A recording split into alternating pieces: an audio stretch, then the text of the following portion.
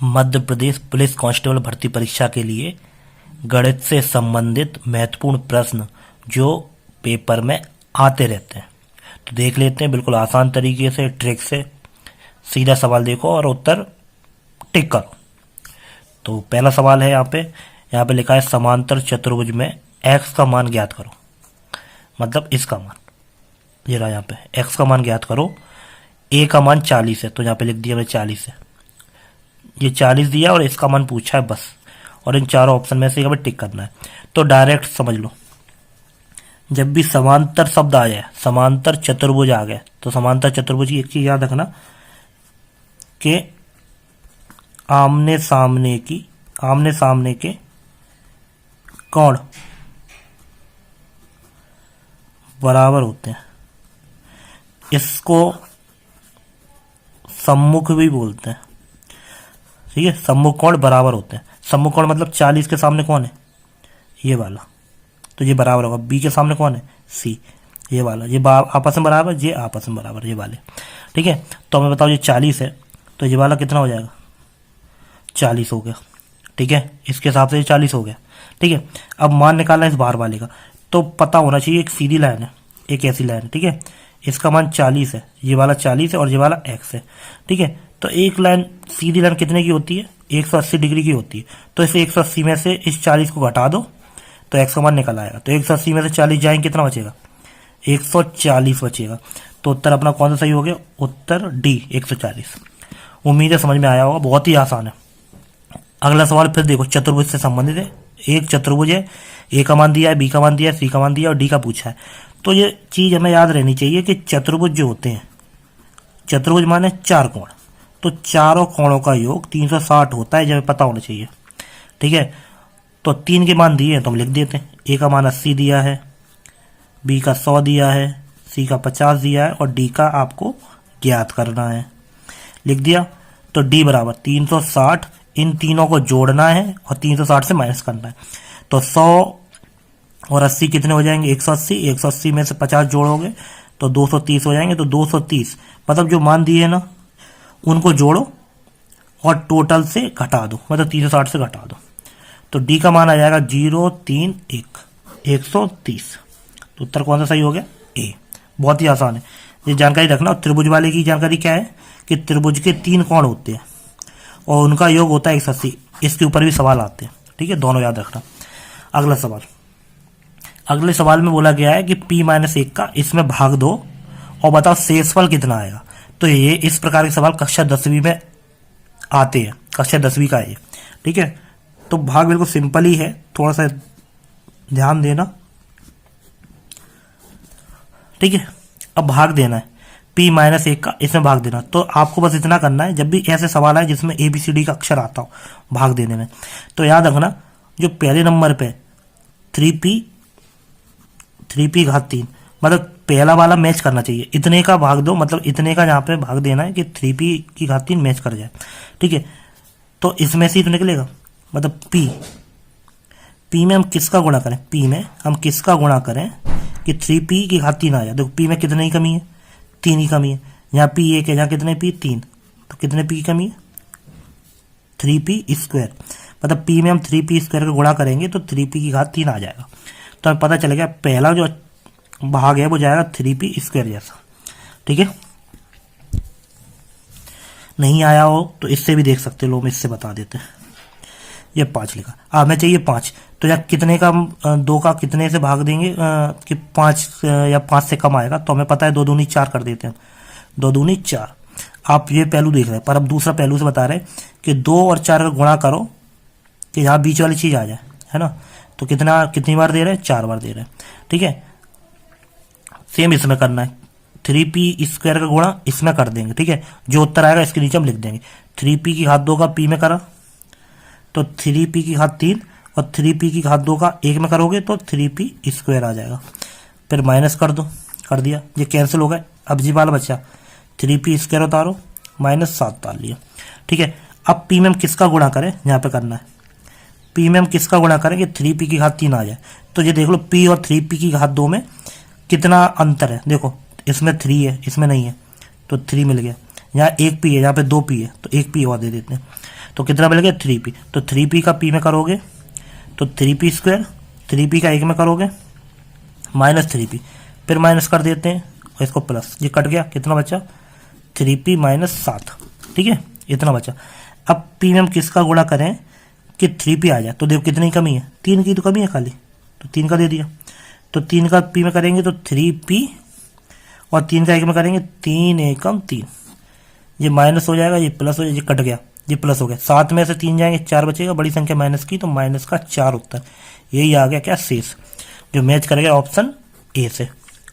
अगर सवाल समझ में आ रहा हो, ट्रिक अच्छी लग रही हो तो चैनल को सब्सक्राइब करना मत भूलना। अगला सवाल देखते हैं।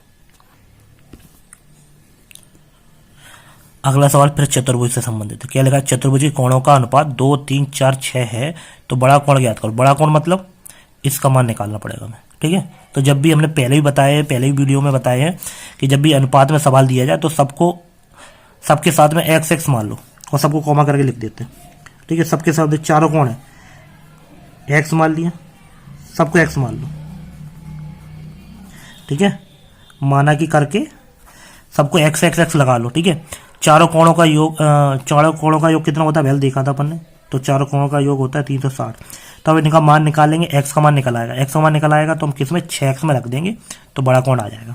तो देख लेते हैं, 6 4 10, 10 3 13, 2 15, x बराबर 360, x बराबर 360 बटे में 15, x से काटेंगे तो 15 दूनी 30, 6 0, 15 30 45, 15 चौको 60, 24 आ गया।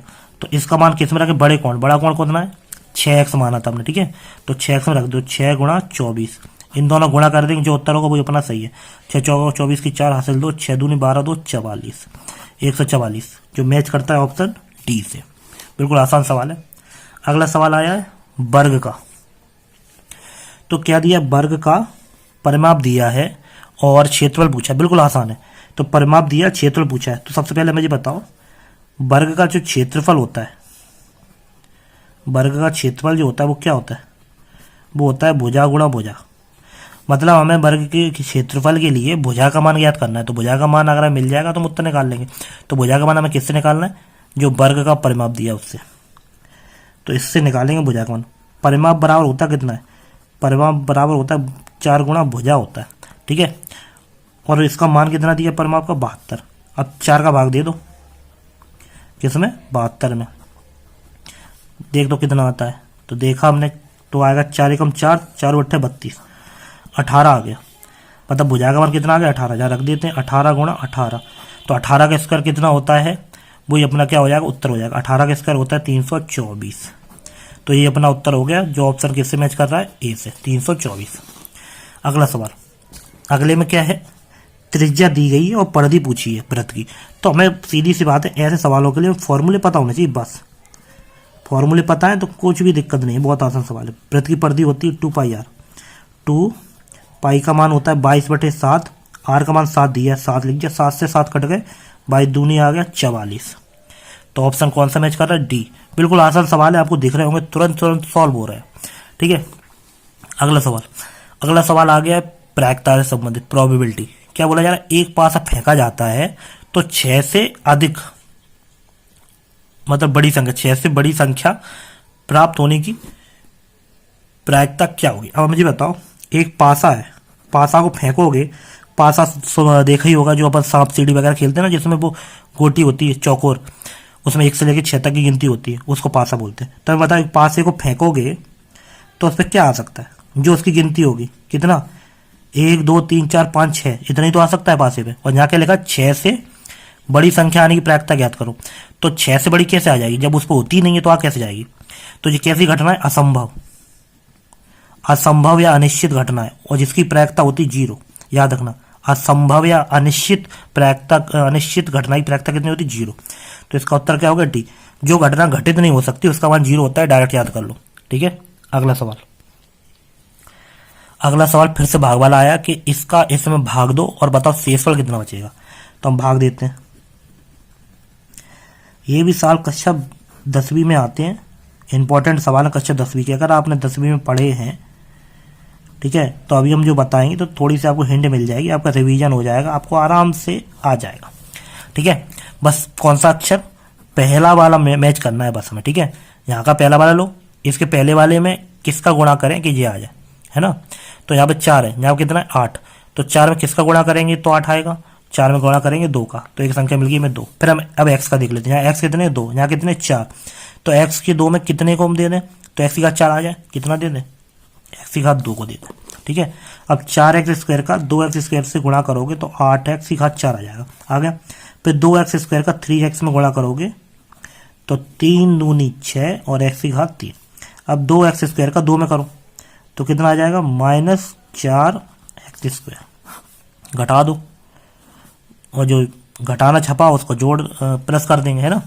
पहला कट जाएगा, इसलिए हम बोलते हैं पहला वाला मैच करना, क्योंकि पहला वाला हमेशा कटता ही है। 14 में से 6 घटाना है, तो 14 में से 6 घटाओगे तो 8x की घात 3 बचेगा। यहाँ ये प्लस हो गया, मतलब 4 में से 2 घटाने हैं, तो 2x स्क्वायर बड़ी संख्या प्लस की, इसलिए प्लस का साइन आया, और पीछे के पूरे पूरे सेम टू सेम उतारो, ठीक है, उतर गए। अब देखो यहाँ पे 4x की घात 2 है, यहाँ पे 8x की घात 3 है, कितनी कमी है, 4 में किसका गुणा करें 8 आ जाए 2 का, x की घात 2 में किसका गुणा करें कि x की घात 3 आ जाए, सिंगल x का, तो हमें अगली संख्या मिलेगी 2x, तो 2x का इसमें करोगे 4x की घात 2 में तो आ जाएगा 8x की घात 3, 2x का 3x में करोगे तो हो जाएगा 3 दूनी 6x स्क्वायर, 2x का 2 में करोगे तो हो जाएंगे 2 दूनी 4, फिर घटा देते हैं और इसको प्लस कर देते हैं, पहला फिर कट गया। अब देखो 6 में से 2 जाएंगे 4 बचेगा, बड़ी संख्या माइनस की तो माइनस का साइन आ गया, 7 और 4 कितने हो जाएंगे 11x और -8 सेम टू सेम। अब देखो यहाँ 4x स्क्वायर है, यहाँ पे भी 4x स्क्वायर है, किसकी कमी है माइनस की, तो यहाँ माइनस दे दिया। अगर दोनों सेम ही है तो सेम सेम में कितनी बार भाग जाता है, एक बार, तो एक का भाग देना है, मतलब ये पूरा पूरा सेम टू सेम यहाँ उतार लो चिन्ह बदल के, तो ये हमने सेम टू सेम उतार दिए, ये सेम टू सेम उतार दिए चिन्ह बदल के, ठीक है। पहला हिस्सा कट गया, 11 और 3 प्लस का हो गया ना, तो 11 3 हो गए 14x, और ये -8 है जो और ये माइनस के 2 है तो माइनस का 10 हो गया, ठीक है, इतना बचा। अब यहाँ देखो x स्क्वायर है, यहाँ पे x है, सिंगल x है, ये कैसे हो गई छोटी हो गई, जब संख्या छोटी हो जाती है तो उसमें भाग नहीं जाता, तो मतलब यही क्या हो जाएगा शेषफल हो गया 14x - 10। मैच करते हैं, कहीं से मैच हो रहा है, तो ये मैच हो रहा है 14x - 10, ये वाला उत्तर। तो आज की वीडियो में बस इतना ही। अगर वीडियो अच्छा लगा हो तो सब्सक्राइब और लाइक करना मत भूलना, जिससे हमें अगला वीडियो बनाने में मदद मिले। मिलते हैं अगली वीडियो में, तब तक के लिए धन्यवाद, नमस्कार।